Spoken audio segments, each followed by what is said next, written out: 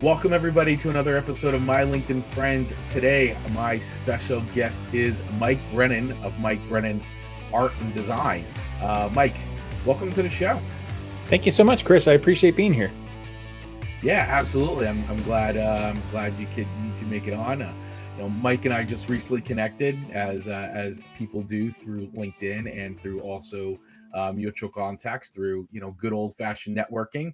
And we recently had an opportunity to sit down. We did a great one-to-one, and we got into talking. And I invited him on the show. I said, you know what, Mike, you should really come on the show and talk to everybody about what you do and sort of share your knowledge and expertise with everybody. So I'm going to turn it over to you, my friend.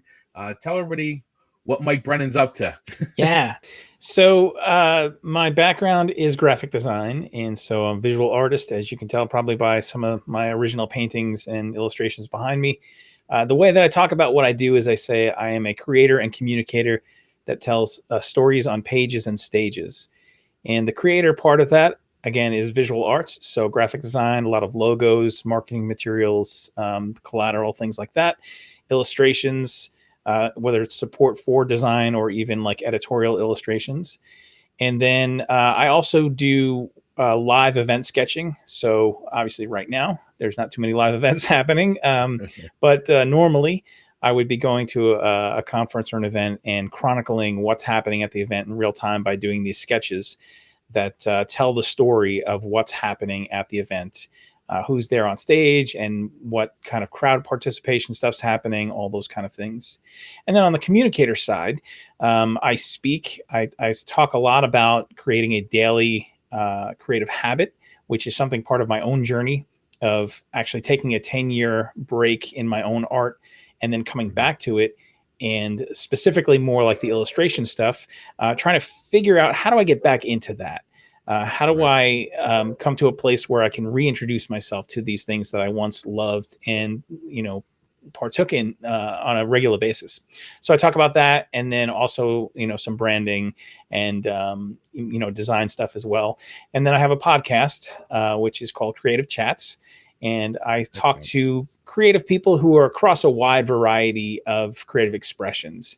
And I really look for the thread that brings it all together, because no matter what your creative expression is, whether it's visual art, whether it's dance, whether it's you're a chef or you're an entrepreneur creating content, this whole idea of sitting down and creating something, I dig into what that is for the person and their story and their background, so we can all learn together.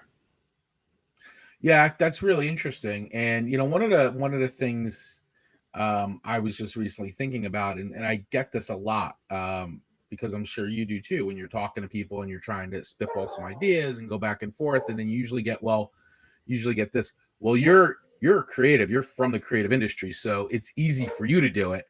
And then my response back to that is, well, yeah, but you are creative too in your own way. Just because I, came from a background of, video production and all that for the last 20 years doesn't necessarily mean that just because you didn't come up that way or you're in that business that you're not creative yourself. And I get into that a lot with a lot of people who are in professional services, whether they're accountants, financial planners, legal, and it is a very different kind of a business. But however, I always love how people are so quick to discount themselves as like, well, I'm not creative and I'm not the creative type. What kind of I know how I talk to people about that, but how do you normally deal with that when you're trying to, you're talking to somebody, you're trying to help them out, and they're like, well, I'm not the creative type. It must be easy for you. Right. Yeah. And I'm on the same page. I mean, I tell people, listen, I think we're all creative. It's just in different ways. Mm-hmm. And sadly, I think many people do assign creativity to the obvious expressions of either visual art or music or something more along those lines. Right. And they say, well, I'm not an artist. Well, someone can still be creative even if they're not an artist or don't call themselves an artist, because you can be creative in the way that you craft your business systems. You can be creative in budgeting and in a legal way. You can be creative in so many different ways, because really when it comes down to it, it's problem solving, right? Whether it's your own problem or somebody else's problem, you're trying to figure out what is possible. And so that's really at the root of what creativity is. And I think, again, we all do that to some extent or another, even if it's Right. like, hey, what's for dinner tonight? I don't know. We didn't take whatever we were supposed to out of the freezer. We've got a problem now. I need to solve this problem and I need to apply some creativity on the fly, you know? So Mike, what else have you been up to as far as what's your core of your business as far as who makes up your clients, who do you like to work with, so on and so forth? And I'm sure, like everybody else, you've had to make adjustments and pivot during this time. That's the buzzword of the moment, is Sure. pivot. But it's true. I mean, everybody's kind of on their heels at this point, trying to figure out what they do, how can they adapt, expand, so on and so forth. So Yeah. I'm sure you haven't been immune to it. For me, to answer your question of like during this time where I may be finding myself with a little bit more time Mhm. versus clientele, Right. how do you use that successfully? And so I remember hearing early on this phrase of don't think about what you can't do, but think about what you can. Look for opportunities. Like when a problem like this presents itself and it's a huge problem, ask, what does this make possible?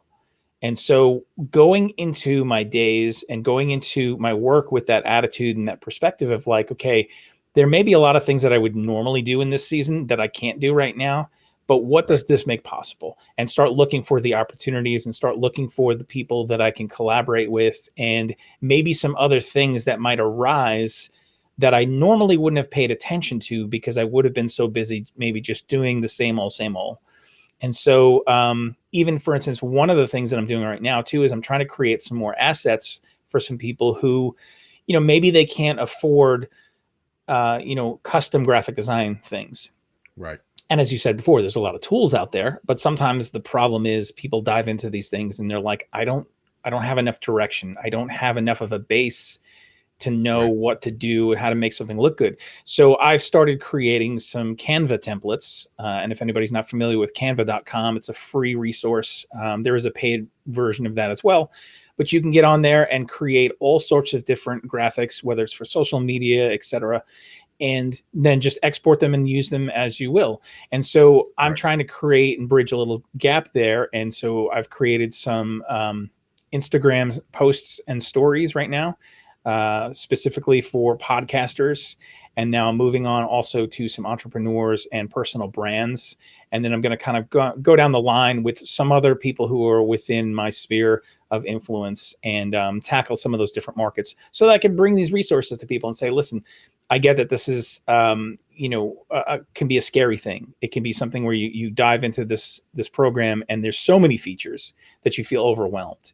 Well, I want to give you at least a standard so that you have this template and you could use that and then adjust, plug in your information, maybe change a color scheme according to your brand, Mhm. plug in some photos that you may have. But essentially, the layout and everything else is done for you, and it makes things a lot easier and quicker. I think with that, we've talked about a lot of great stuff. You've given a lot of great advice.